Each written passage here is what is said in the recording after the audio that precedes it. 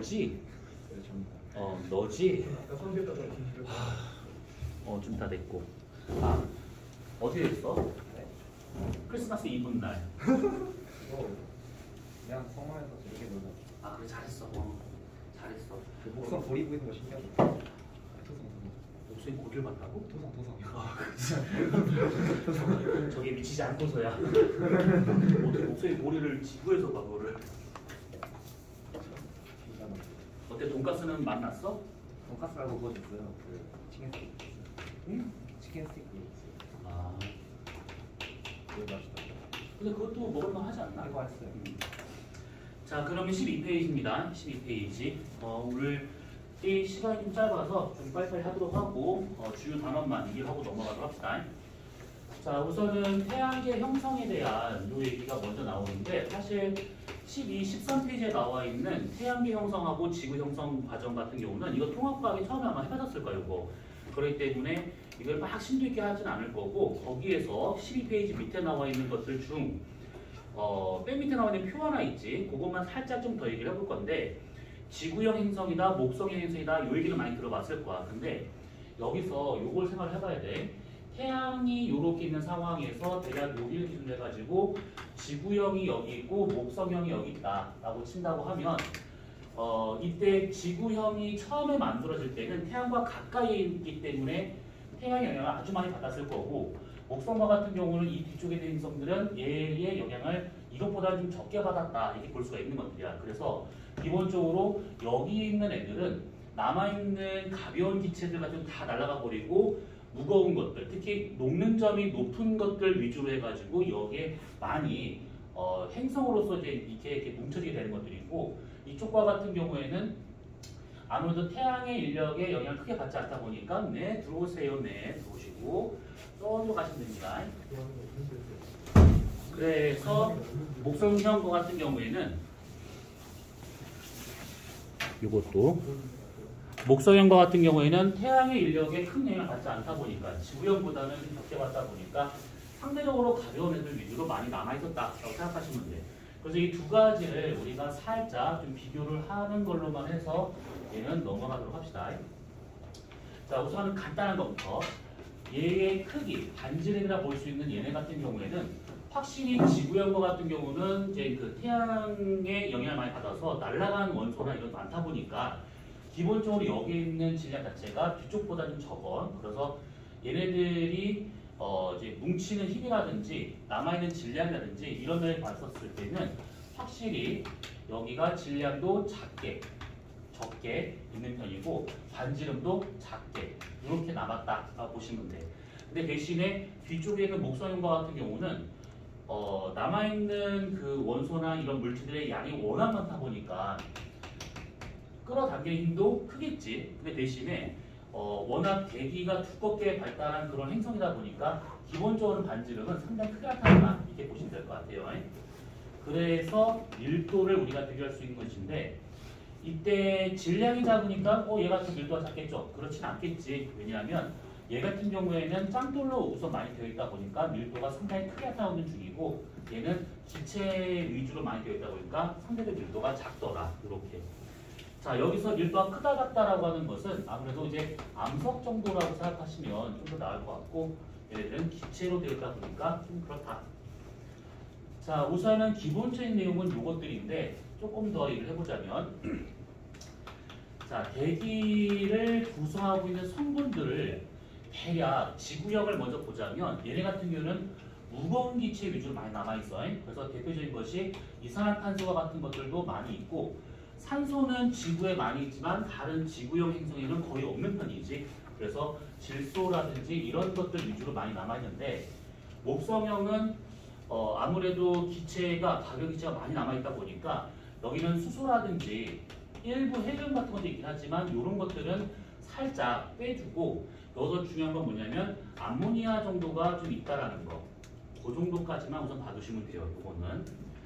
자, 그 다음에 고리가 있냐 없냐? 당연히 고리는 없지. 지구에 고리가 있으면 아주 밤이 멋있을 것인데 그러진 않았을 거야. 근데 참 신기하다. 나사에서도 최근에 발견한 거를 여씨 성함 천문대 대단하네. 아무튼 고리가 있다라고 하는 것이 최근에 밝혀졌어요. 잘 받았어요. 나도 어제 천문대 갔다 왔는데 나는 별마로 갔다 왔었거든. 영월에. 그리고 영월에서 온 지 얼마 안 됐는데 보니까 와 역시 망경 좋은 거 쓰고 보아야 봐야 돼. 되지 않고. 근데 생각보다 초점 누가 만져놔가지고 그 화성이 더럽게 안 보이더라고. 어떤 관광이 미친 새끼가 이걸 왜 만지고 있냐고. 또라이 새끼 더럽게 많아.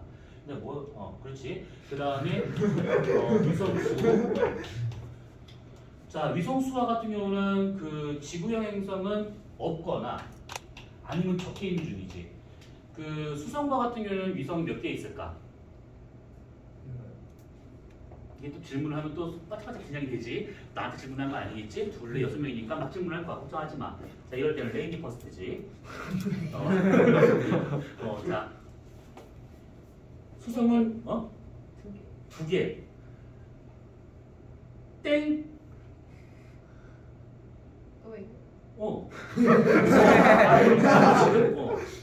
한 개. 한 개. 땡. 3개. 땡. 4개. 없는데.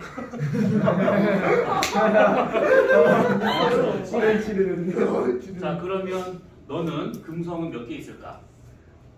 없어요. 오, 그렇지. 없어. 없다는 보기에 있을 줄 몰랐겠지. 자, 그럼 지구는 화성은 몇 개 있을까? 한 개. 땡. 4개? 네 개? 바로 4개? 땡. 4개.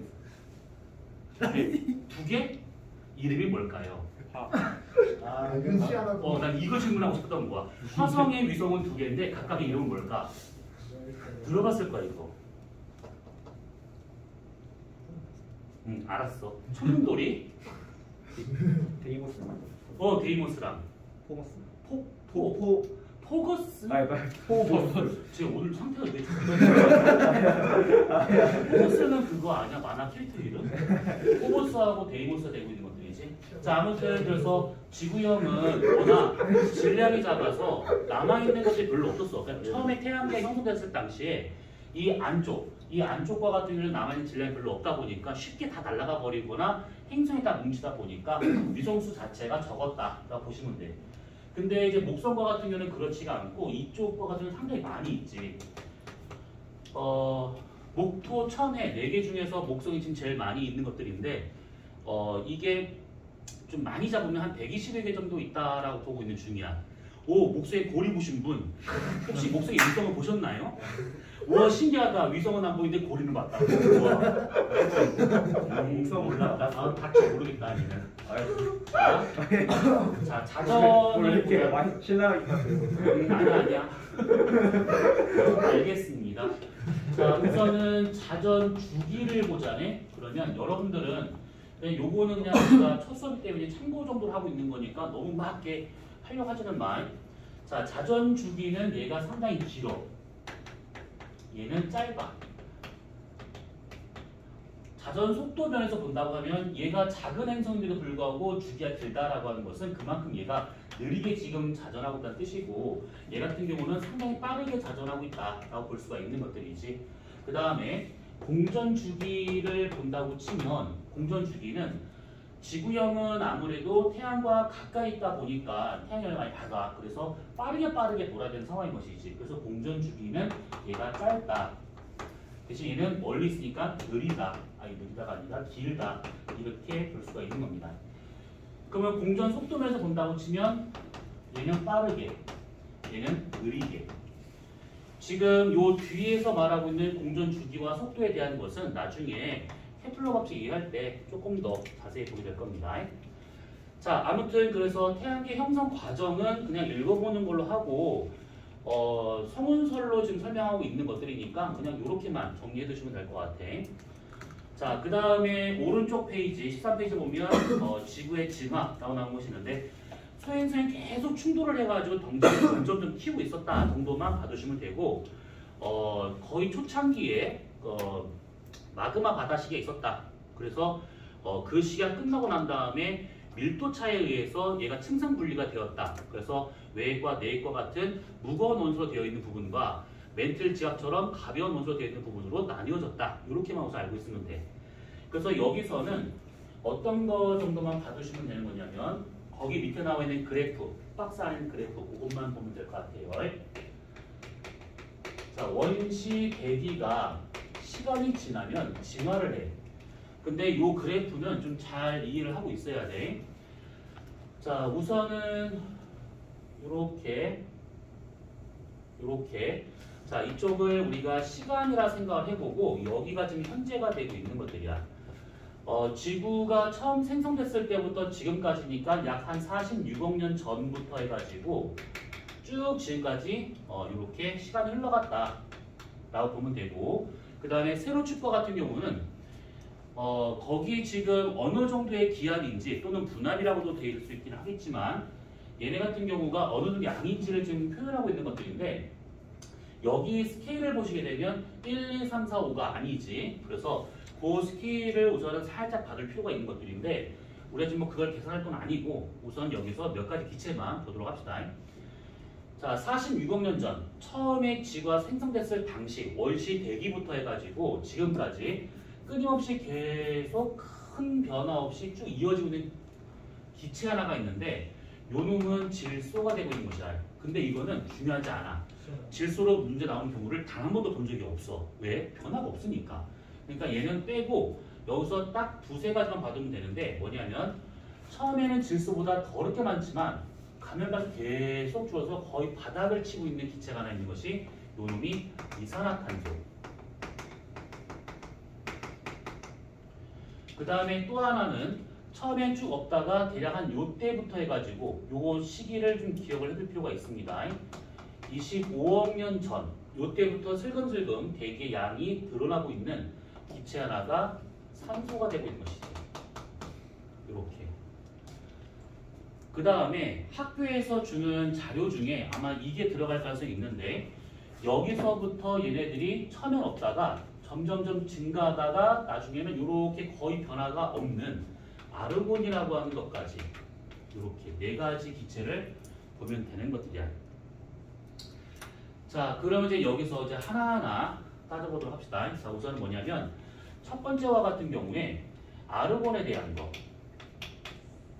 요거는 참고야. 이거를 막 지금 할 생각은 없다라고 보시면 돼. 나중에 학교에서 준 자료에 만약에 아르곤이 없으면 빼면 되는 것이고 있으면 그냥 더 보면 되는 것이고.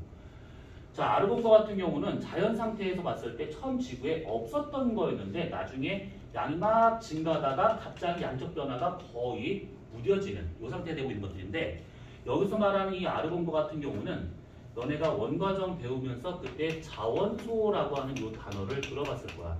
자원소. 방사성 동위원소가 붕괴를 해가지고 안정된 자원소로 간다라고 했던 거 기억날 건데 그때 아르곤을 만드는 방사원소, 모원소가 누구냐라고 하면 40칼륨이 되고 있어요. 40칼륨.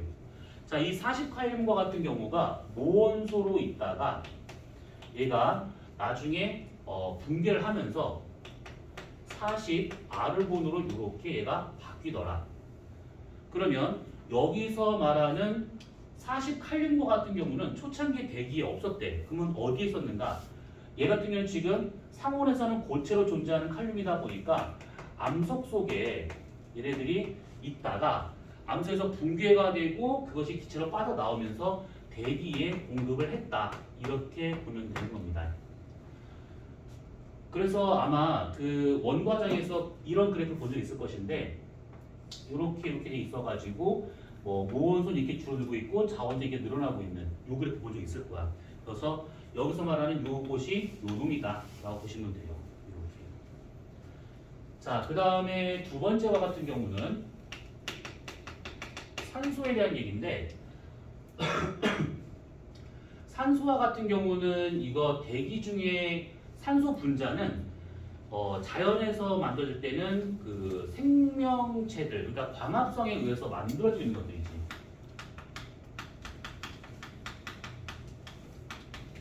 광합성에 의해서 만들어지고 있는 것들인데 시기를 보게 되면 한 25억 년 전이 되고 있어. 그러면 적어도 생명체 출현 시기는 25억 년 전에 그때 생명체가 출현했다라고 봐야겠지. 딱 25억 년 그때가 나타난 것이 아니고 그리고 25억 년 전이라 하게 되면 지구 대기가 완전히 난리가 아닌 그런 상태였던 그런 상황이었는데 얘네 같은 경우가 그때 육지로 올라올 수 있는 상황은 아니었고 그래서 바닷속에 있었던 시아노박테리아라고도 하고 요즘은 사이아노박테리아라고도 하는 흡기성 박테리아가 있는데 스트로마톨라이트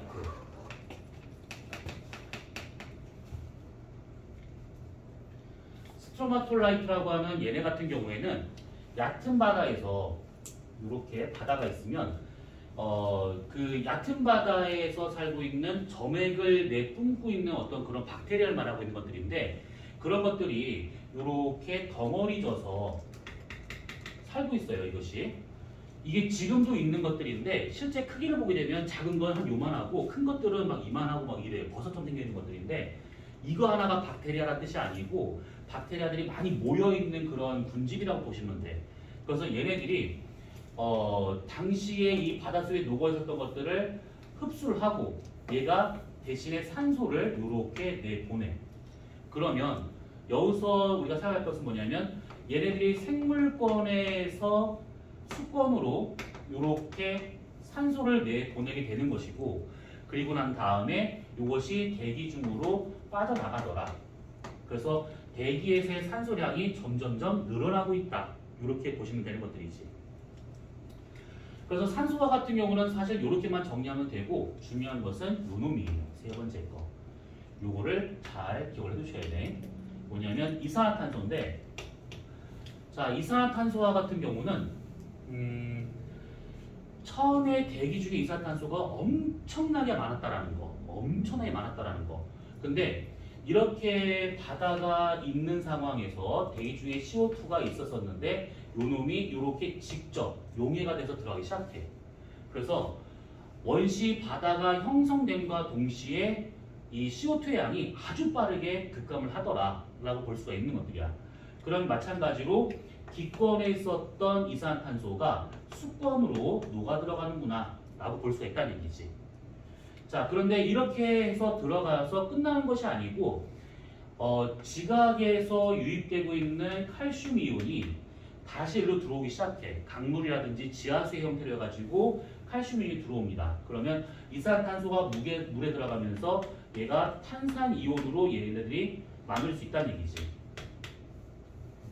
이렇게 된 애들과 지각에서 공급되고 있는 칼슘 이온과 결합을 해가지고 여기 애들이 나중에 침전물로 밑바닥에 이렇게 깎입니다.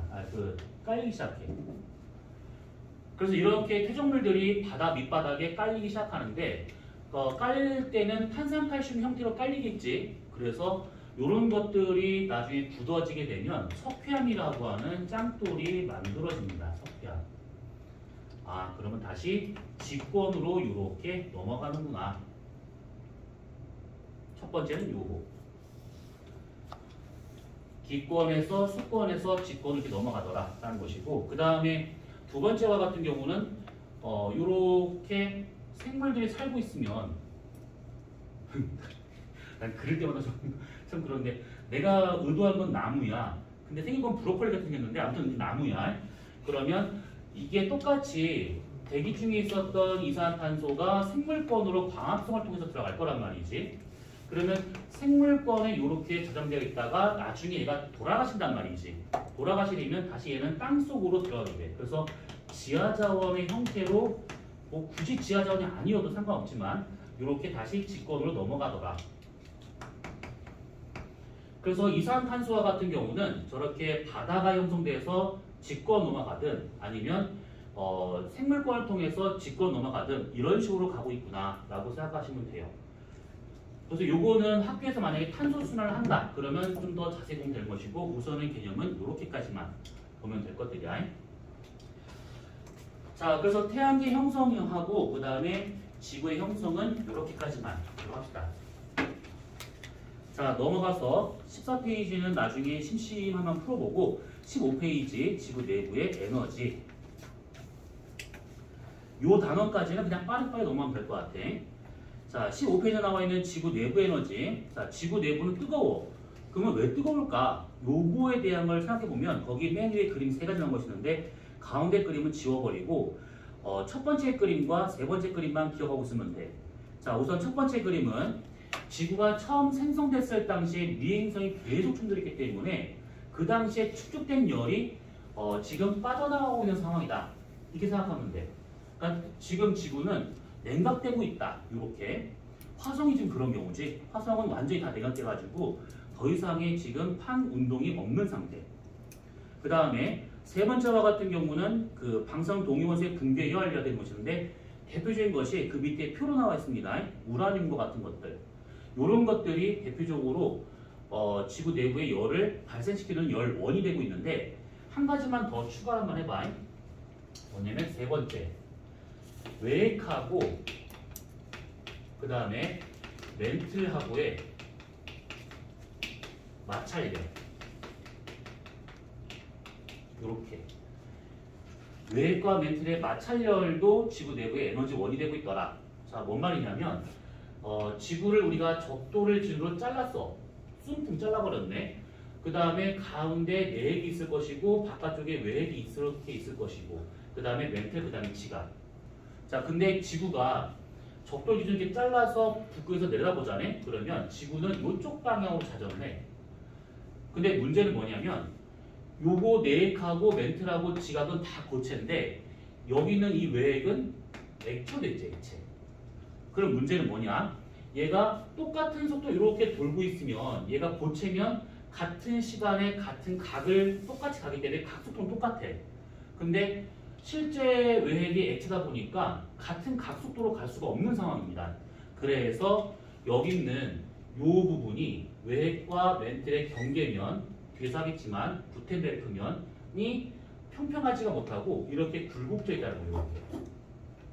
계란 후라이 망친 것처럼. 그래서 저렇게 되어 있다 보니 여기서의 마찰열이 자연스럽게 발생할 수밖에 없다. 이 얘기지. 같은 속도로 가고 있으면 상관이 없는데 그렇지가 않으니까. 그래서 행성을 처음 만들 때에 축적된 열, 그 다음에 두 번째가 붕괴열, 세 번째가 마찰열. 이런 식으로 지구 내부에 열원이 있다. 자, 그러면 그 밑에 보시면 그림 밑에 2번 방사능 동위원소의 붕괴열이라고 나오시는데 그 중에서 지금 보시면 동그라미 1번 한번 잘 봐봐. 방사성 원소의 분포를 보시게 되면 여기서 말하는 방사성 원소는 우라늄이야. 이 우라늄이 주로 규산염에 분포하고 있어요. 규산염, 짱돌. 짱돌을 말하는 짱돌.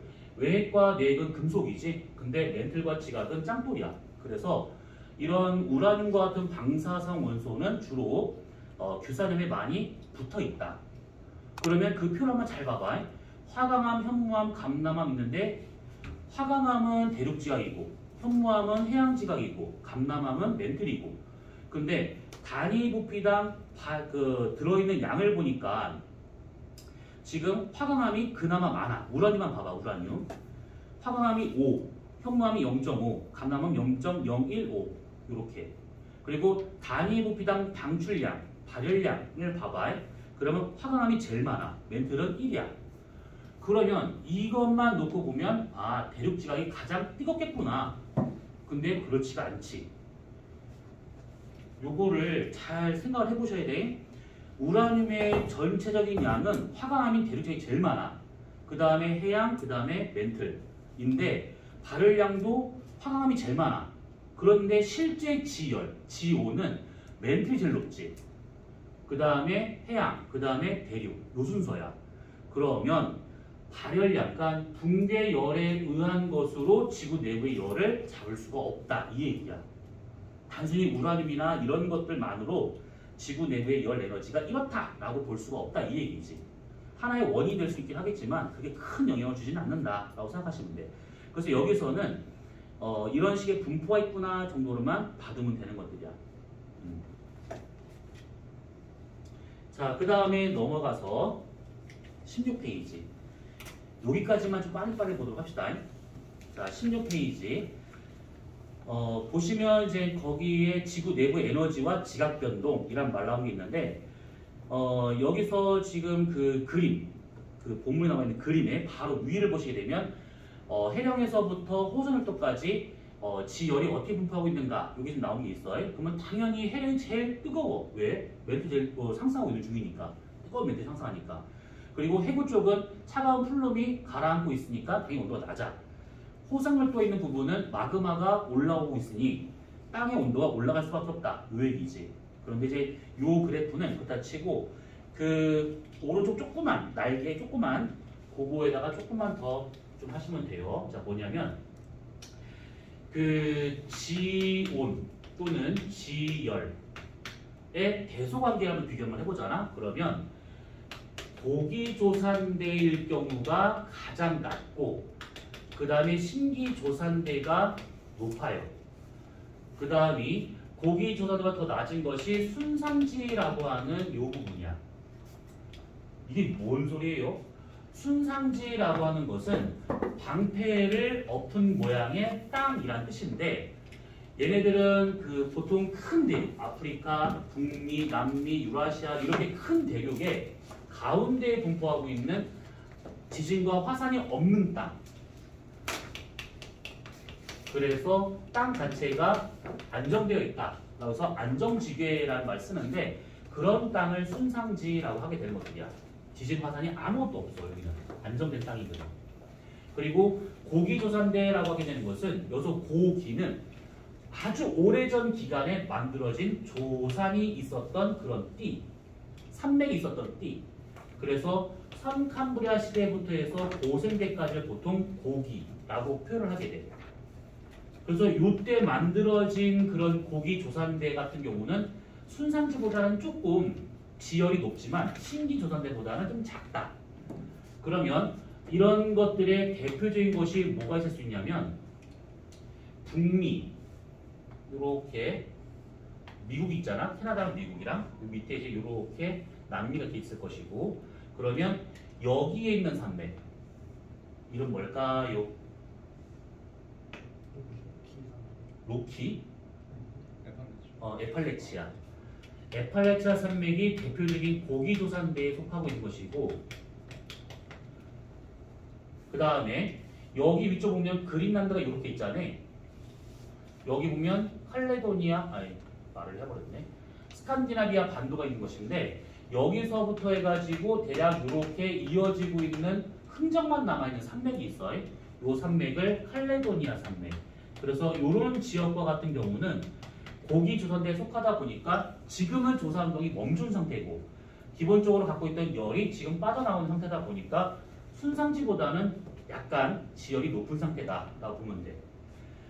신기조산대라고 하면 최근에 만들어진 그 스곡산맥들 중생대부터 해서 신생대 때 만들어진 것들 대표적인 것이 여기에 있는 로키산맥 요렇게 따라 있는 안데스 산맥 여기를 표현하지 않았지만 알프스라든지 히말라야 같은 최근에 지금 막 화산과 지진이 발생할 수 있는 그런 곳 로키라든지 안데스라든지 아니면 히말라야라든지 알프스라든지 이런 데가 지금 대표적인 신기조산대. 그래서 여기서의 지열이 가장 높다라고 보시면 돼. 근데 단순히 조산대만으로만 이렇게 덜렁 보지 말고 여기다가 하나 더 추가해보자면 지금도 화산 활동이 있는 지역은 이런 데만 있는 게 아니잖아요. 호상열도가 나타나는 지역들. 이런 지역들도 지열이 높을 수밖에 없습니다. 호상열도 대표적인 거 일본 이런 것들 그 다음에 섭입을 당하는 판의 안쪽에서 간혹 이제 화산이 분출하는 경우가 더러 있는데 우리나라로 치면 한라산, 울릉도, 독도, 백두산 이거 만들었었던 당시에 그 마그마들 이런 것들이 대표적인 호상열도라 볼 수는 없긴 하겠지만 어쨌든 그런 지역도 다 지열이 높은 곳이다 이렇게 보면 돼. 백두산 분화한다는 말 들어봤어? 지금 나는 못 봤는데 얼마 전에 TV에 또 나왔대. 그래서 2025년이라고 콕 집어서 얘기를 했다는데 난 그 사람 참 신기하네. 어떻게 화산을 콕 집어서 그때 분화한다고 장담할지 모르겠지만 아무튼 2025년에 분화한대. 일본 단체는 언제 화산 분화를 예측할 수 있는 건 아주 대단한 지질학자나 하셨어. 자, 여기까지는 빠르게 했고, 요거는 이제 문제가 나온다 하더라도 그렇게 어려운 문제가 아니라서 여기는 빠르게 넘어갔습니다. 뒤쪽에 있는 그 내신 만점 문제 있지, 19페이지부터 쭉 나와 있는 16문제가 있을 것인데, 그거는 우선 숙제는 아니야. 근데 아까 말한 것처럼 개념 확인 문제 뭐 이런 것들은 한 번쯤은 좀 시간 날 때 한 20분 다 푸니까 한번 풀어보세요. 이거는. 자, 우리가 오늘 할 부분은 22페이지야. 자, 이거는 좀 천천히 즐기면서 여러분들이 곤란해하는 모습을 생생하게 지켜보면서 할 겁니다. 즐길 수 없어요. 자, 요거는 즐길 수 없어. 너네가 직접 계산을 해야 될 것이 좀 몇 개가 나와. 자, 우선은 그런 것들이 있는데 우선 말로 할 수 있는 것부터 하도록 합시다. 자, 22페이지 위를 보면 지구 내부 구조라고 해가지고 이제부터가 이제 지구 내부가 어떻게 생겼는가 이걸 찾아내는 방법적인 것들 중에 하나를 우리가 좀 볼 것들인데, 자, 22페이지 맨 위를 한번 봐봐. 1번 지구 내부 연구 방법. 그래서 직접적인 방법과 간접적인 방법이 있는데, 직접적인 방법은 그냥 보면 돼. 그 땅을 직접 파보거나 시추지, 굴착, 그 다음에 화산에서 뭐가 나오는지 보면 내부에 무슨 성분이 있는지 알 수가 있어. 근데 이런 것들은 어떤 지구 내부의 전체적인 구조라든지 이런 것들을 알 수는 없는 방법이고, 화산이 분화한다 하더라도 그게 암만 깊어봤자, 정말 암만 깊어봤자 구텐베르크면 위에서 있는 성분들이 나올 수는 있어. 근데 사실 그것도 잘 안 나와. 그러면 지구 내부가 어떻게 생겼는지, 뭘로 되는지는 이거 직접적인 방법으로는 파악할 수 없다. 그래서 쓰는 게 간접적인 방법인데, 자, 거기 보면 지진파 연구, 운석 연구, 고온고압의 실험, 그 다음에 지각 열량 연구 등 여러 가지 있잖아요. 지각 열량은 아까 잠깐 얘기했으니까 넘어가고, 고온고압 실험과 같은 경우는 너네가 이제 앞으로 대학을 갈 거란 말이지. 그치? 고졸을 끝날 건 아니잖아. 그러면 여러분들이 가는 그 대학에 웬만하면 지구과학에 관련된 과가 다 있을 거야. 만약 지구에 관련된 과가 없잖아? 그러면 이상한 데를 갔다는 뜻이야. 그래서 성분들이 자, 그래서 그 실험실 보면 지구과학과에 관련된 실험은 그냥 다 거대해. 그냥 무슨 생명과학처럼 그냥 조금만 현미경 갖다가 막 눈에 배지도 않는 것들만 보고 애쓰고 막 필요 없어. 다 필요 없고 우리는 그냥 무조건 나가서 뭔가 돌을 막 캐. 그리고 뭔가 물을 떠와. 뭐 아무튼 뭐 이래. 그래가지고 한 것도 있는데, 실험실 같은 경우는 기본적으로 막 요만한 현미경 아니야. 막 암석 절단하고 막 그냥 아무튼 그래. 그래서 요선 고온고압 실험도 마찬가지로 짱돌을 가공을 해가지고 고압으로 눌러가지고 마그마를 직접 만들어서 봐. 신기하지? 근데 이거는 개나 소나 다 볼 수 있는 것은 아니고, 그 대학원 관련된 논문을 쓸 경우에나 교수랑 같이 그렇게 하는 경우는 있어. 그렇게 해서 교수가 지가 쓴 논문처럼 또 하지. 상놈의 새끼들. 아무튼 그렇습니다. 자, 그 다음에 운석연구라고 되어 있는 것이 있는데, 이 운석연구는 거기 여기다 잠깐만 적어놔. 자, 이 운석이라고 하게 되면 태양계를 만들고 남은 그 찌꺼기들이라고 보시면 돼. 그게 지금 지구 이렇게 떨어져서 지금 우리한테 오고 있다는 얘기지. 그랬을 때 운석이 떨어지는 종류를 크게 세 가지로 보자면, 철질 운석과 그 다음에 석질 운석과 그 다음에 석철질 운석, 이렇게 세 가지 형태로 떨어지게 돼. 철질 운석은 말 그대로 금속이 주된 성분으로 되어 있는 그런 운석들. 철이라든지 니켈이라든지 뭐 이런 것들을 말하고 있는 것이고, 석질 운석은 짱돌로 되어 있는 것들. 그래서 산소나 규소 이런 것들로 되어 있는 그런 운석을 석질 운석. 석철질 운석은 이 두 운석이 반반 섞여 있는 그런 상태라고 보시면 돼. 그러면 딱 보면 이 운석이라고 하는 것도 결국 지구형 행성을 만들고, 미처 그때 이제 부딪히지 못했던 미행성의 부스러기 정도로 보시면 되는 것들인데, 이때 철질 운석과 같은 경우는 지구를 친다 그러면 아무래도 외핵이라든지 내핵과 같은 이런 부분에 지금 들어가 있을 것이고, 층상 분리가 되는 과정에서 산소나 규소나 이런 것들, 일부 철거 같은 것들은 멘틀이라든지 지각을 만들 때 사용됐을 것이다. 이렇게 지금 보고 있는 것들이야.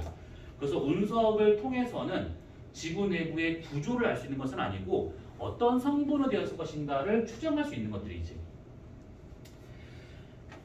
자, 그 다음에 밑에가 이제 지진파인데 지진파를 이제 차분하게 보도록 합시다.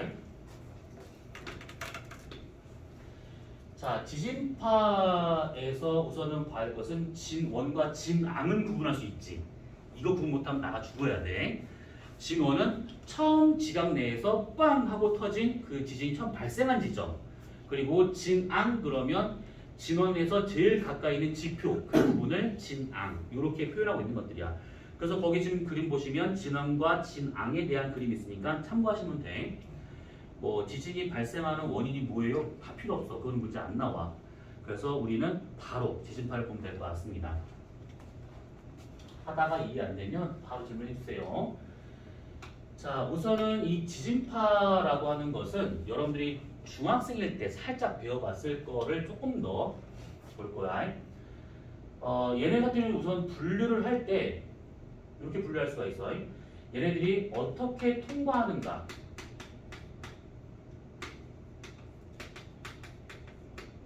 통과 형태에 따라서 분류가 돼. 거기 지금 교재에는 이렇게 표현되어 있을 것인데 실체파와 표면파 이렇게 지금 얘기가 되고 있어요. 자, 실체파라고 하는 얘하고 그 다음에 표면파 이렇게 지금 두 가지로 구분을 해. 자, 실체파라고 하는 것은 뭐냐면 지구의 내부를 통과할 수 있는 지진파를 말하는 거야. 그럼 뭔 얘기냐면 만약에 지구가 이렇게 있어. 뭐 멘틀도 있고 웨이브도 있고 막 여러 층상으로 되어 있긴 하겠지만 그냥 그런 거 없다라고 가정을 하고 여기가 진원이라고 가정한다 치면 그때 지구 내부를 이렇게 전달할 수 있는 이렇게 해가지고 다른 지역으로 지진파가 전달될 수 있는 이런 형태를 실체파, 지구 내부를 통과할 수 있는 지진파를 실체파. 그런 표현파는 뭐냐면 표현파는 말 그대로 표면을 따라갈 수 있는 거겠다 보니까 지표면에서만 통과할 수 있는 지진파. 그래서 이런 식으로 이렇게 지면으로 지구 내부는 들어갈 수 없고 이렇게 지면을 따라서 가는 이런 지진파를 표면파라고 하고 있는 것들이지. 여기서 이 표면파와 같은 경우가 왜 지면만 따라가요? 라고 하게 되면 파장이 길어. 그래서 지구 내부로 들어가면 그게 다 사라져버립니다. 그래서 딱 지표면만 따라갈 수 있는 건데 여기서 말하는 지표면도 바다나 이런 걸 말하는 것이 아니고 진짜 우리가 알고 있는 땅의 지면만 따라가는 그런 형태다라고 보시면 돼. 자, 그랬을 때 이 실체파는 두 가지로 구분되는 것이 P파하고 그 다음에 S파로 구분이 되지. 그 다음에 표현파를 지금 책에서는 L파 하나로 되어 있는데 사실은 여기서 LQ라고 쓰는데 읽을 때는 러브파. 뭔가 좀 낭만적이야. 그 다음에 L알파라고 쓰는데 읽을 때는 레일리파. 물리에서 레일리 산란 들어봤어? 여기 물리도리가 없어? 아, 질문 안 할게. 아무 질문 안 할게. 레일리 산란 들어봤어? 오, 과고생인데. 알겠어. 아직은 그럼 니네 지금 물리 뭐 배우고 있어? 투? 이번 기말고사 때 뭐 했었어? 범위가? 투? 원? 고급 물리? 네네. 아, 그럼 고급 물리에서 레일리 산란에 대한 얘기를 안 하셨어? 네. 아, 그러면 다음에 하시려나 보다. 물리를 선택하시는 분은 뭐 어차피 이거 뭐 파동에 대한 걸 공부를 안 할 수는 없는 것이고 나중에 이 레일리가 살아있었으면 그 사람 한번 뺨 세게 한번 때리고 싶은 욕구가 막 올라올 거야. 겁나 짜증나는 얘기인데 이거는. 근데 아무튼 우리는 그렇게 할 거 아니고. 자, 여기서 지금 보면 P, S, LQ 그 다음에 L파 네 가지를 구분할 수 있는 것들인데 이 중에서 요 두 가지를 묶어서 그냥 L파 라고도 한다 라고 생각하시면 돼. L파는 롱 웨이브라 해가지고 장파를 의미하고 있다 생각하면 되는 거예요. 이거는. 자, 그러면 이때 PS나 나머지 L파와 같은 경우들은 보통 이제 파형만 우리가 따져보면 되는 것들인데 P파는 진행 진동 방향이 같은 요 종파지. 그 다음에 S파는 진행 진동 방향이 직각으로 만나고 있는 횡파가 되고 있는 것들이야. 근데 요거는 지금 거기 그림 나와 있으니까 그걸 참고하시면 돼. 왼쪽에 나와 있는 것이 P파고 오른쪽에 나와 있는 것이 S파의 파형이니까 거기 보면 되는데 LQ파와 같은 경우 이거 횡파야. 횡파인데 이게 어떻게 횡파되고 있는 거냐면 만약에 진행 방향이 이쪽이잖아요. 그러면 만약에 이렇게 움직이면 이거 횡파야. 직각이니까. 그런데 여기서 말하는 러브파들은 이 방향이 아니라 이 방향이야. 이렇게. 그래서 이것들이 진행 방향의 이쪽 성분도 직각이 되다 보니까 이렇게 움직이는 그 형태를 횡파, 러브파라고 하게 돼요. 그러면 저게 딱 보면 어떤 형태냐면 뱀이 기어가는 것처럼 보여. 그래서 사행파라고도 하게 돼. 뱀이 기어가는 것처럼 보이기 때문에. 그 다음에 레일리파와 같은 경우는 이게 지금 여기서는 그렇게 설명되는 건 모르겠는데 설명 아예 안 됐구나. 요 세 가지가 복합 쪽 온다라고 이렇게 보통 표현하는 경우가 있어. 근데 그래서 복합파라고도 말하는데 그건 복합파가 아니고 얘는 원운동을 하고 있는 지진파야. 그래서 어떤 식으로 가고 있는 거냐면 지진파가 이렇게 간다. 그러면 이때 레일리파는 이렇게 원운동을 하면서 가는 이 형태를 말하는 거예요. 이렇게. 그래서 지면에서 느끼는 저 레일리파는 다른 지진파하고 완전 다르게 그 전체 땅 전체가 이게 꿀렁거리는데 원의 형태로 꿀렁거리는 게 눈에 보여. 이게 뭔가 좀 특이한 형태로 보이는데 아무튼 이제 그런 것들이 레일리파다라고 보시면 돼요. 우선 요거는 한 번 좀 들어봤던 거니까 넘어가고, 자, 두 번째 전달 형태에 따라서 달라요. 지금 여기에서는 그게 제대로 안 나왔는데 니네 책에는 니네가 받는 그 자료에는 이게 나와 있을 거야. 자, 뭐냐면 요 놈입니다. 관측소가 여기야. 그 다음에 여기가 어떤 경계면이야. 예를 들어서 우리가 여기를 지각이라 생각해보고 여기를 멘틀이라고 한번 가정해보자. 사실 이렇게까지 대규모로 하는 건 아니긴 하지만 그냥 보기 편하게 한 것들이야. 자, 지각과 멘틀이 있으면 여기에 있는 요 부분, 요 경계면, 이거 모으면이지. 아무튼 이렇게 다 치고. 그때 자, 진원지가 지각 내 어디선가 얘가 발생하게 돼. 그러면 편의상 우리가 여기쯤이다라고 한번 가정해보자. 진원지가. 그리고 지금부터 하는 내용은 P파, S파, L파 막 이런 식으로 구분하는 것이 아니고 한 개의 파형에 대한 얘기야. 특히 P파라고 한번 가정해요. P파.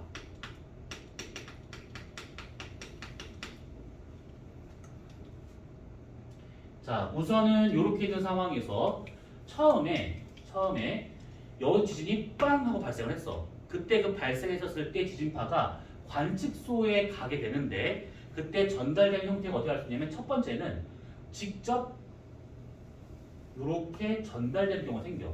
직접 그냥 가는 거야. 그냥 그쪽으로. 이런 지진파를 직접파라고 하는 것이지. 직접파. 이렇게. 그리고 지진파야. 파동. 그러면 이해처럼 이렇게 뭔가 다른 경계를 만나. 밀도가 다르든 뭐가 다르든 간에 뭔가 만났어. 이렇게 경계면을. 그러면 그때 파다 보니까 여기서 얘네들이 뚫고 굴절할 수도 있는 것이고 또 여기서 반사도 가능해. 그랬을 때 여기서 이렇게 튕겨서 이렇게 올라가는 그런 P파도 있을 수 있다. 이 얘기야. 요 놈을 경계면에서 튕겨 올라왔기 때문에 반사파라고 얘기를 하고 있다는 얘기지. 그 다음에 세 번째는 여기서 지진파가 이렇게 들어왔다가 이렇게 굴절할 거야. 얘가 또 밀도가 크니까 이쪽으로 굴절하는 것들이지. 그렇게 굴절하는 지진파 중 여기에 경계면을 따라가는 지진파가 발생하게 돼. 그러다가 여기서 어떤 이유로 튕겨서 올라와. 그래서 이 파를 굴절해서 오는 파잖아. 그래서 굴절파라고도 하고 임계각을 따라 올라왔기 때문에 임계굴절파라고도 말하게 돼. 근데 보통은 굴절파, 반사파, 직접파 이런 식으로 얘기를 하게 되는 것들이야. 그러면 관측소 입장에서는 피파가 오는데 직접 오는 피파나 반사 오는 피파나 불절 오는 피파나 이렇게 여러 형태로 올 수 있다는 얘기지. 전달되는 방법이 다른 거니까. 그래서 만약에 이런 게 없다라고 치게 되면 죽는 과정을 보잖아. 그러면 거기 22페이지 맨 밑에 나와 있는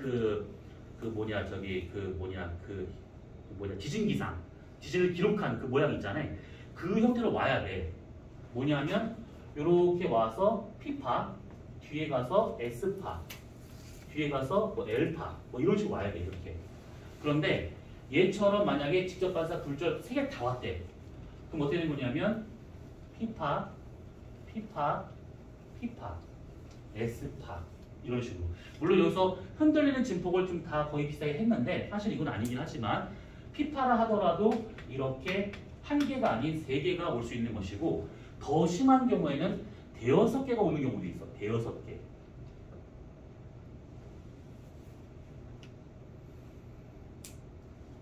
이해됐을까? 요거. 자, 그러면 이 관측소가 이런 식의 그림으로 만약에 존재한다면 여기서 출발한 지진파 중 누가 제일 빨리 와야 되는 상황인 걸까? 셋 중에 누가 제일 빨리 와야 돼? 누가 먼저 도착을 해야 돼?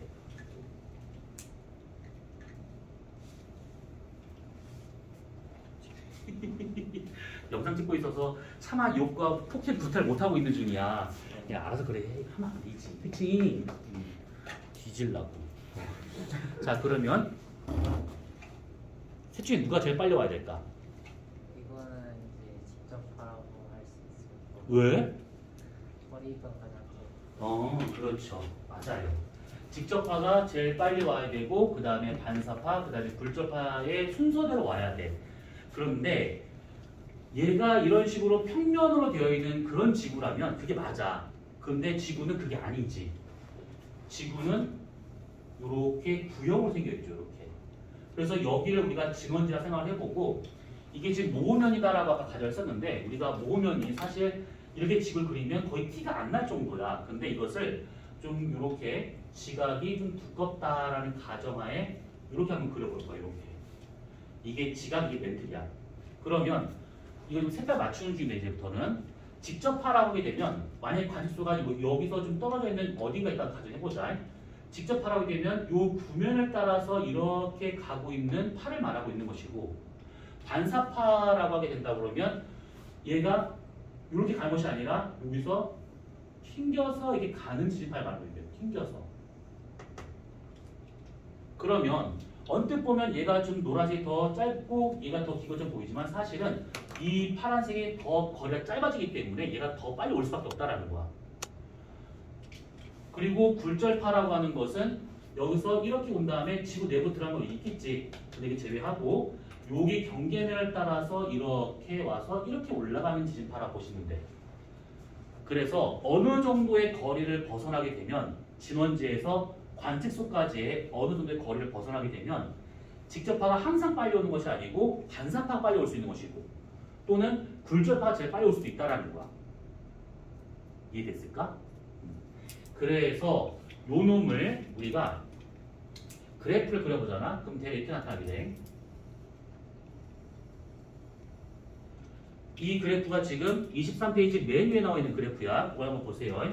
여기를 우리가 거리라고 생각을 해보고 이쪽을 도달된 시간이라고 한번 가정해보자.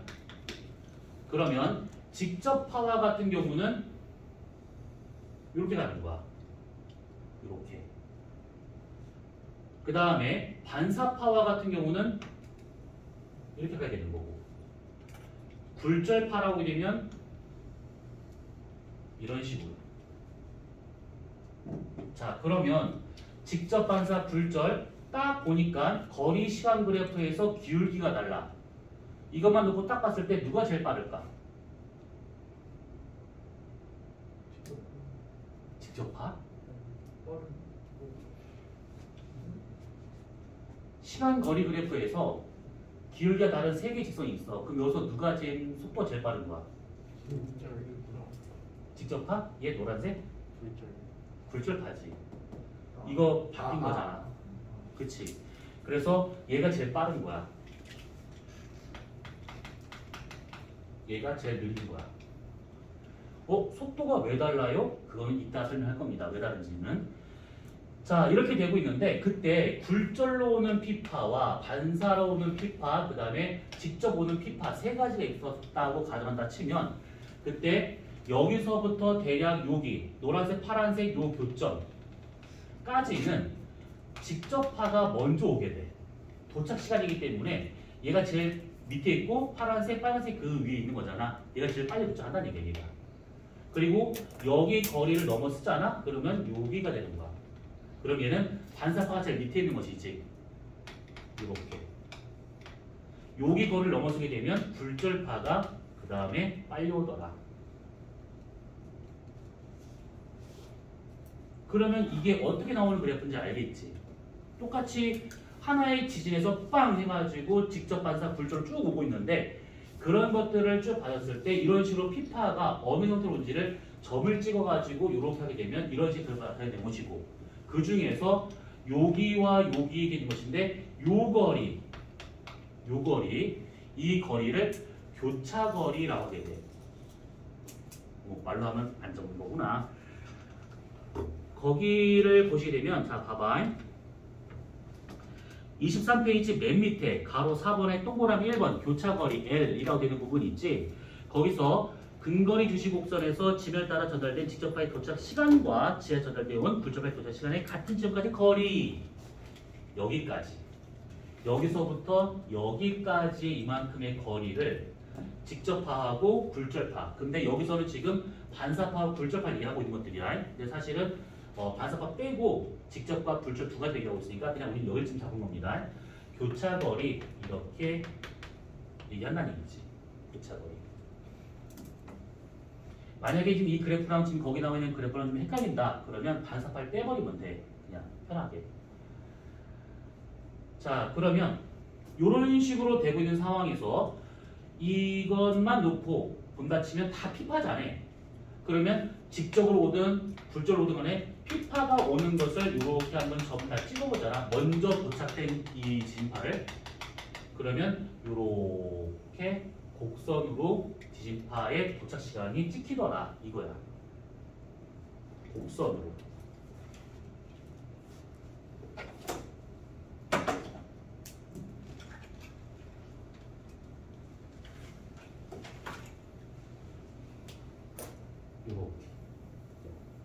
이게 피파의 주시곡선. 주시라고 하는 것은 지진파가 전달되는 것은 어쨌든 달려간다는 표현이야. 그래서 달려가는 시간, 주시곡선이라고 표현하게 되는 것이고 S파는 너다 표시하면 좀 헷갈릴 수 있는데 근데 S파는 이렇게 표현할 수가 있어. 이렇게.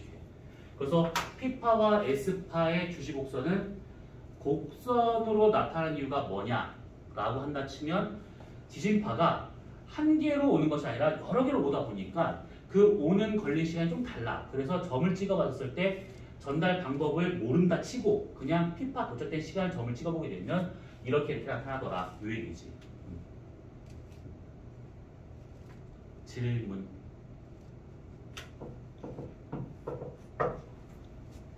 내가 질문할까 그러면? 질문. 오, 우리 영주 씨 그냥 확 그냥 모가지를 그냥 빡. 네. 그 밑에 곡선이 뭐라? 밑에 있는 곡선 P파의 주시곡선, 위에 있는 것은 S파의 주시곡선. 이 두 가지 굵게 표현한 것이 거기에 23페이지 맨 위에 나와 있는 주시곡선을 말하고 있는 거야. 근거리 주시곡선. 자, 근거리 주시곡선, 지진파의 속력은 그 곡선을 보게 되면 아, 얘가 거리에 따라서 변화가 되는구나 라고 오해할 수 있는데 변화가 되는 게 아니라는 거야. 오는 전달된 형태가 다르다 보니까 곡선인 것처럼 보이는 것이지 실제로는 지진파 속도는 안 바뀝니다. 되었지? 자, 그러면 여기서 한 가지만 살짝 정리를 하고 시간이 다 된 것 같으니까 우리는 다음 주에 보도록 할 겁니다. 자, 전달 형태는 이렇게 볼 수가 있는데 여기서 세 번째 요 놈이 있어요.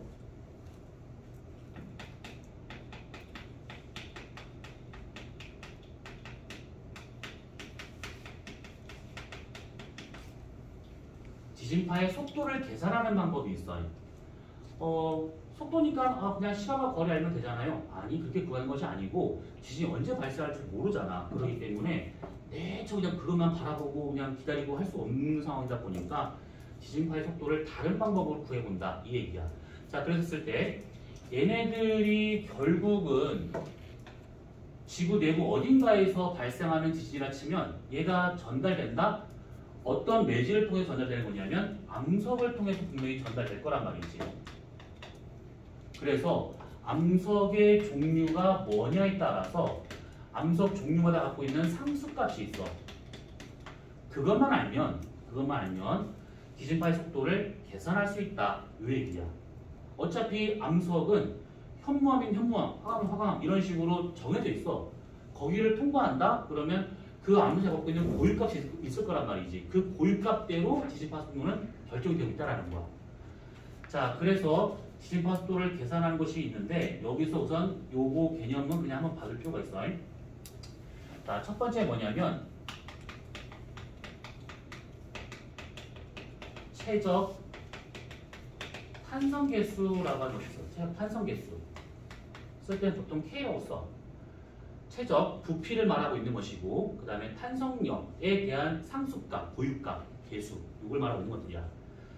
자, 암석을 내가 아주 이쁘게 절단을 해가지고 이렇게 육면체를 만들어요. 암석을 이렇게 육면체로 만들고 난 다음에 이 암석의 모든 방향으로 한번 힘을 가해보는 거야. 위에서, 아래에서, 왼쪽에서, 오른쪽에서, 그 다음에 앞에서, 뒤에서. 근데 이제 앞뒤를 표현하게 되면 그림이 헷갈리니까 이렇게 모든 방향에서 힘을 가해본다 치면 그때 이 암석이 이 힘에 대해서 어느 정도 눌려. 쭉 눌려. 그래서 부피가 수축을 합니다. 좀 극단적으로 그려보자. 요렇게 이 암석이 요만해졌대. 예를 들어서. 물론 이렇게 작아지진 않아. 이렇게 지금 작은 상태로 수축이 됐대. 그 상태에서 외부의 힘을 싹 없애버려 갑자기. 그러면 이 암석이 다시 원래대로 점점 팽창하기 시작해. 물론 이게 힘을 가하셨을 때 눈에 띌 만큼 이만한 장도 이만큼 됐어요. 이건 없어. 이게 눈에 띌 만큼이 안 돼. 그리고 얘가 다시 팽창할 때도 풍선처럼 빵 하고 팽창한 것이 아니라 아주 서서히 팽창하게 돼. 그래서 그런 식으로 얘가 힘을 가했을 때 어느 정도 수축을 하게 되다가 나중에 팽창할 수 있는 것인데 문제는 이게 뭐냐면 탄성력이야. 얘를 눌렀어. 그럼 다시 얘가 원래 돌아왔어. 이게 탄성력이지. 그런데 너무 큰 힘을 가하면 이 암석이 탄성 한계 이상의 힘을 가하게 되면 얘가 더 이상은 수축하고 난 다음에 팽창이 안 돼. 그 상태를 말하는 거야. 얘가 어느 정도까지의 수축할 수 있는 부피에 대해서 탄성 한계가 어디까지인지 요거를 우리가 탄성 한계라고 볼 수 있는 것이고 그것을 짱돌의 최적 탄성 계수 K라고 한다 이 얘기야. 그렇지? 두 분이 오늘 자, 그래서 최적 탄성 계수라는 것이 있어요. 이렇게 하나. 암석마다 좀 다르긴 하지만 보통은 부피가 좀 밀도가 좀 작은 암석일수록 최적 탄성 계수는 좀 커. 그러니까 예를 들어서 화성암과 같은 경우는 이게 처음에 용암이나 마그마 굳어질 때 그때 빈틈없이 딱 맞물려서 굳어지다 보니까 이 최적 탄성 계수가 좀 작은 편이지만 퇴적암과 같은 경우에는 얘가 굳어질 때 그 빈 공간이 안에 잡혀 있는 상태다 보니까 눌려. 근데 다시 또 팽창을 해. 그래서 그 빈 공간만큼의 탄성력이 존재한다라고 보시면 되는 것들이야. 자, 그 다음에 두 번째와 같은 경우는 전단 개수라고 하는 것이 있어. 뮤라고 보통 많이 쓰는데 전단 개수라고 하는 얘는 뭐냐면 암석을 육면체로 똑같이 가공을 하는데 이렇게 가공을 했어. 그랬었을 때 대가리에다가만 힘을 주는 거야. 이렇게 그러면 이렇게 밀잖아? 그러면 이 암석이 서서히 밀려. 서서히 밀리는데 그때 얘가 이런 식으로 변형이 될 거라고. 이렇게. 대략. 이렇게 밀어졌을 때. 그러면 얘가 언젠가는 밀다가 딱 하고 부러져. 암석이. 그때 얘가 최대 어디까지 얘가 변형될 수 있는가. 그것을 전단 개수. 세 번째는 밀도. 이렇게. 자, 최적 탄성 개수와 전단 개수, 그 다음에 밀도. 이 세 가지를 갖고 지진파의 속도를 구할 수가 있는데 P파의 속도는 전체 루트 해가지고 암석의 밀도분의 3분의 4 전단 개수 더하기 최적 탄성 개수 이렇게 구할 수 있는 것이고 S파와 같은 경우는 전체 루트 해가지고 암석 밀도분의 전단 개수로 구해져요.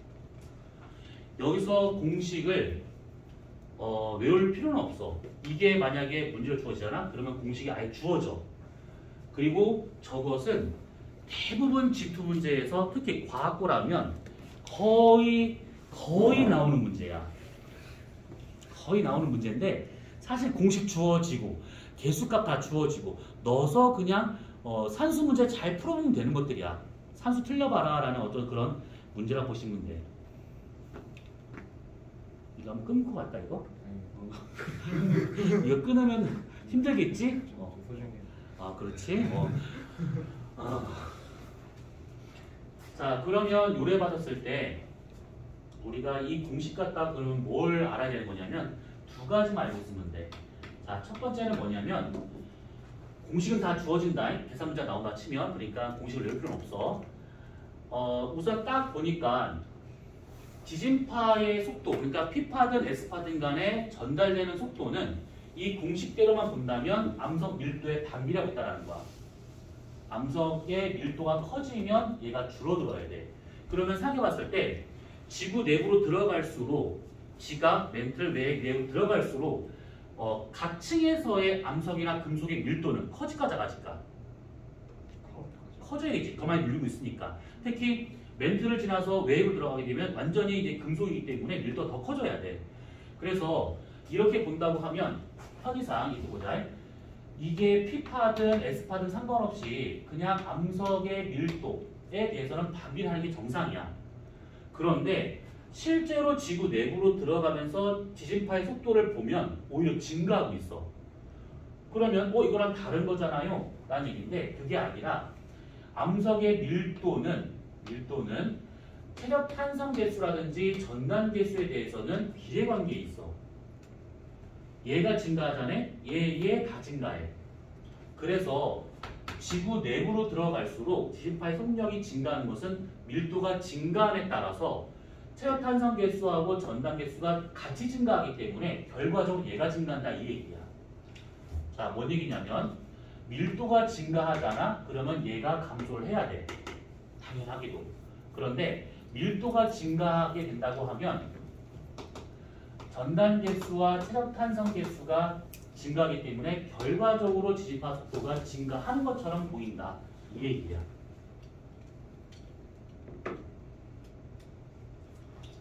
그래서 지진파의 속도는 밀도에 대해서 비례한 것처럼 보인다. 실제 그렇진 않습니다. 밀도하고 속도는 반비례관계인데 전단 개수와 최적 탄성 개수를 같이 넣어서 생각해 본다고 하면 결과적으로는 지진파 속도가 증가하는 것처럼 보인다. 이렇게. 자, 그 다음에 두 번째와 같은 경우는 여기서 우리가 고체일 경우에는 지금 요 두 가지의 개수를 한번 비교 한번 해볼 수 있어요. 만약에 짱돌일 경우에 이렇게든 이렇게 다 가능해. 이게. 그런데 만약에 물처럼 되어 있는 액체 상태, 유체 상태라고 보잖아. 그러면 이거 가능해. 풍선 같은 생각해보면 얘를 누르잖아. 그러면 얘가 꽉 눌렸다 하더라도 힘이 없어지게 되면 다시 팽창을 해. 그러니까 유체 상태에서 얘는 양수값으로 존재하고 있다는 거야. 근데 만약에 유체를 이렇게 가공할 수도 없지만 만약에 막대 풍선이 있다면 상관을 해봐. 이렇게 막대 풍선 있는 상태에서 내가 대가리만 집어 이게 밀었는데 얘가 풍선이 뚝 하고 부러지는데 그런 경우는 없겠지. 얘가 어느 정도 그냥 밀리다가 그냥 넘어가는 것이지 어떤 변형률의 어떤 탄성한 게 이게 없어. 그래서 요게 유체일 경우 액체나 기체와 같은 유체라고 가정하자네. 그러면 체력 탄성 개수는 양수값으로 존재하는 건 맞지만 전단 개수는 존재하지 않는 상수값이구나. 이렇게. 그래서 요거를 통해서 받았었을 때 만약에 피파가 통과하고 에스파가 통과하면 아, 둘 다 고체구나. 알아. 근데 피파는 통과하는데 에스파 통과 못했대. 그럼 무슨 말이냐면 여기서 전단 개수 얘가 유체일 경우에는 0이 나오기 때문에 피파는 얘가 있으니까 그나마 통과 가능하지만 얘는 이것만 존재하기 때문에 통과할 수 없다라는 거야. 유체에서는. 그래서 피파와 에스파가 동시에 통과한다. 아, 그럼 고체. 근데 피파만 통과하고 에스파 통과 못한다. 그럼 얘는 유체. 액체 또는 기체야. 근데 지구 내부에 기체가 없으니까 액체 형태를 봐야겠지. 그래서 이 형태를 보고 외핵과 같은 경우가 액체로 존재하는 금속 상태구나. 이것을 알게 되었다. 이 얘기지. 이거를 갖고 계속 쓸데없는 얘기 하는 사람들이 있는데 외핵이 유체라고 하게 되면 액체가 아니라 기체일 수도 있는 거잖아. 이거 뭐 지금 공동설 설명하는 데 있어. 아니 진짜 때려 죽이고 싶어 아주 그냥. 근데 그렇게 될 수는 없고 그래서 외핵과 같은 경우가 액체 금속으로 되어 있다는 것은 직접 파보진 않았지만 지구의 형성 과정과 그 다음에 아까 운석 성분 분석과 그 다음에 에스파의 통과 유무를 갖고 또 그리고 피파가 얼마만큼 밑으로 떨어지는가 속도의 변화를 갖고 여기가 액체 금속이다라고 하는 것이 이게 알려지게 된 것이죠. 이것이. 자, 그래서 지진파의 속도를 구하는 방법 중에 체력 탄성 개수와 전단 개수와 밀도 세 가지를 갖고 저런 방법을 통해서 속도를 구할 수 있다. 굳이 언제 지진이 발생하는지를 기다리지 않는다 하더라도 어차피 암석마다의 고위값이 다 있기 때문에 저 공식에 넣어서 다 계산 가능하더라. 만약에 송도 지역에서 지진파가 지나간다. 그러면 얘는 어느 정도로 지나갈 것인지를 알 수 있다는 거. 굳이 지진파가 안 지나간다 하더라도. 됐지? 자, 그래서 저 공식은 아까 했지만 외울 필요는 없습니다. 다 주어져. 그리고 이런 것들이 어떤 것인지만 우선 받으시면 돼요. 그리고 이제 여기에서 아까 이게 모르고 안 하고 넘어갔는데 거기 23페이지 맨 밑에 한번 봐봐. 지각의 두께라는 것이 나와. 지각의 두께. 요거는 니네가 이제 계산을 해야 될 거야. 공식을 외우고 있어야 돼. 이것은. 지각의 두께를 D라고 친다고 하면 L이라 하게 되면 얘가 어느 정도의 거리에 있는 직접 교차 거리를 말하고 있는 것이고 V2는 멘틀에서라든지 고밀도의 매질을 통과할 때 속도를 말하고 있는 것이고 V1은 저밀도라든지 지각을 통과해서 썼을 때의 지진파 속도를 말하고 있다. 그래서 그 밑에 회색 박스 안에 들어있는 공식은 꼭 외워 두셔야 됩니다. 그리고 요거 있잖아. 멘틀과 지각으로 해서 썼을 때 V2가 더 크다라고 하는 것은 아까 말한 것처럼 밀도가 더 커서 그런 거야. 밑에 있을수록 밀도가 큰 거기 때문에 V2의 속력이 V1보다는 얘가 더 커야 돼. 그리고 여기서의 문제는 어떤 식이 나오냐면 더럽지요. 지표가 이렇게 있어요. 관측소가 있어요. 여기가 진원지예요. 그러면 이건 여러분들 이해를 돕기 위해서 경계면 하나를 이렇게 넣었단 말이지. 경계면이 두 개가 될 수도 있는 것이지. 세 개가 될 수 있는 거야. 난리도 아니야.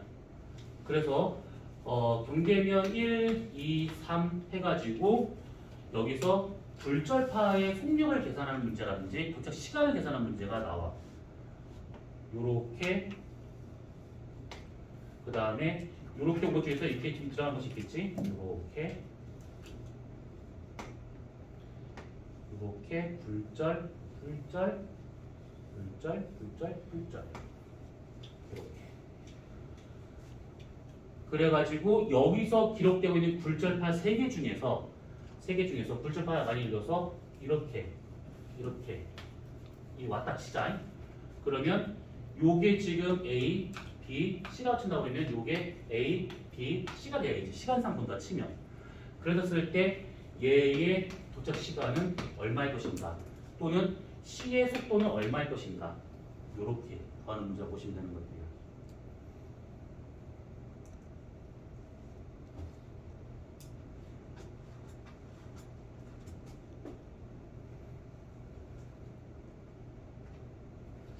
작년에는 이 문제를 못 봤지만 재작년에 이 문제를 봤었어.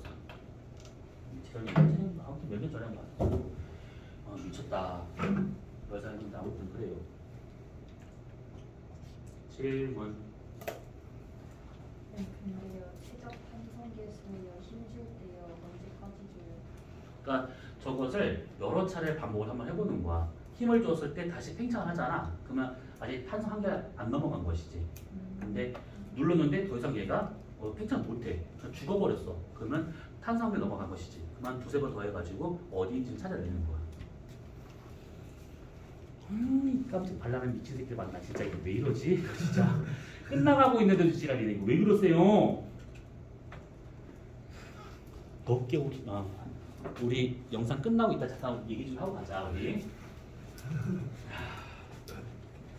자 그러면 우선은 앞쪽에 그 태양의 형성 과정, 지구 형성 과정은 사실 내용도 어렵지 않고 통합방사만 썼기 때문에 굳이 더 할 필요 없어서 빨리 넘어간 것이고, 지열에 대한 것도 사실 막 나올 만한 문제는 별로 없어. 나온다 한들 아주 쉬운 문제가 될 것들이야. 그래서 오늘 한 것 중에서는 지진파 다 끝나지 않았어요. 이거 다 지금 시간 관계상 못해서 지금 끝나는 건데, 화요일 날 오고 나면 요거 지진파에 대한 얘기를 좀 마무리 짓고 그 다음에 끝내도록 합시다. 자, 그 돌아온 화요일 날 1시부터야. 그러니까 잊지 말고 오시고, 그리고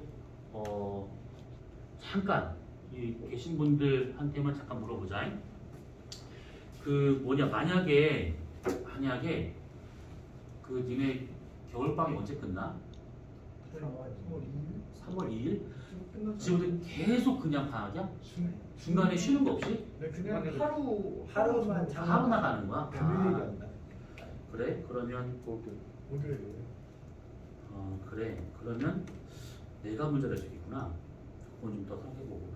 그러면 니네 수요일 날은 대부분 그런 거 다 안 된다 하고, 금요일 날 그 이 시간대, 이 시간대다. 1시부터 3시는 어때? 금요일 날? 저희 둘 수요일 금요일 저희가 클라스 넌 되고. 클라비스? 그 클라비스 도대체 어디 있는 거야 그거? 발 앞에 있어? 뭐 하는 데야? 근데 몰라서 그래서 진짜로 뭐 하는 데 거기냐? 수학. 수학이야? 그래 힘들겠구나. 수금 그 시간대? 수요일 날 수요일 금요일 날 있는 걸로 알고 있어요. 수요일 날 없고 금요일 날 있고. 그러면 토요일 날 지금 이 시간대는? 토요일 날은 지금 아마 저희 생물이 그쪽으로 합의를 하고 계시다 그래가지고 미쳐버리겠네 진짜. 그러면 토요일 날 완전 저녁은? 그러니까 뭐 예를 들어서 8시, 10시 저희 수학이 있죠. 바늘 꽂을 자리가 없네. 수요일 그러면 6시, 8시. 그때부터 사기 저희 6시부터 그래도 수학이구나.